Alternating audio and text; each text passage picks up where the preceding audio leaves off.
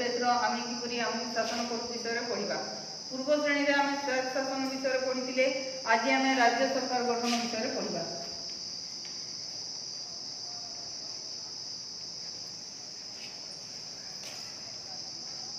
राज्य सरकार गठन पर आम राज्य में गोटे विधानसभा अच्छी। यही विधानसभाटी आम राज्यर राजधानी भुवनेश्वर ठारे अच्छी।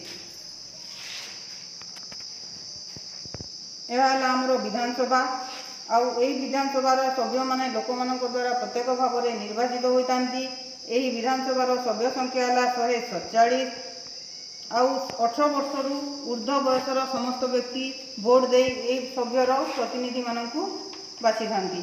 तेणु यही प्रतिनिधि माने लोक मान द्वारा बछा होइतिबारु एही शासन व्यवस्था को आमे गणतंत्र शासन व्यवस्था बोली कहि थाउ।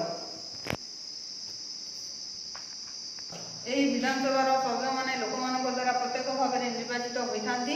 एमानकु आमे विधायक बोली कहि थाउ। ओ आम अंचलर विधायक हेले श्रीयुक्त भूपेंद्र कुमार सिंह।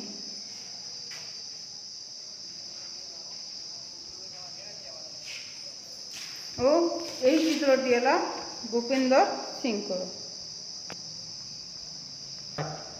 पिला माने एबे आमे राज्यपाल को विषय रे किछि जानिबा। राज्यपाल हेले आम राज्यर सर्वोच्च शासनकर्ता और तांकर नाम है प्रोफेसर गणेशी लाल।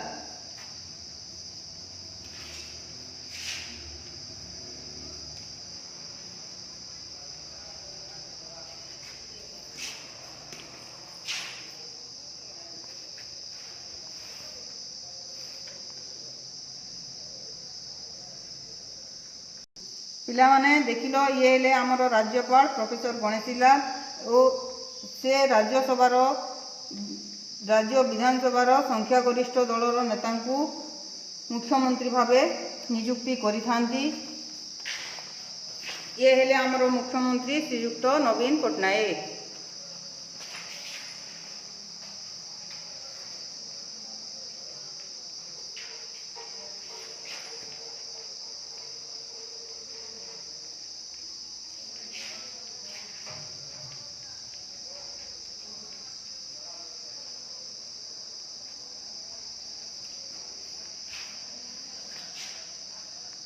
यही मुख्यमंत्री परामर्श क्रमे राष्ट्रमंत्री उपमंत्री और कैबिनेट मंत्री गठन नियुक्ति करा जायते एवं यही सब मंत्री मिसिले आम मंत्रिमंडल गठित होता है।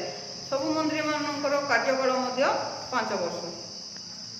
पिला माने तमे ए राज्य सरकार गठन विषय रे जानि पारलो। एवं किछि कार्यकर्ता तुमको दउची सेगुडी तमे करि आनिबो। एटा कार्यकर्ता ए किछि प्रश्न दियाइछि तार उत्तर सब करि आनिबो और कार्यकर्ता 2 रे मध्य किछि प्रश्न दियाइछि तार उत्तर सब करि आनिबो।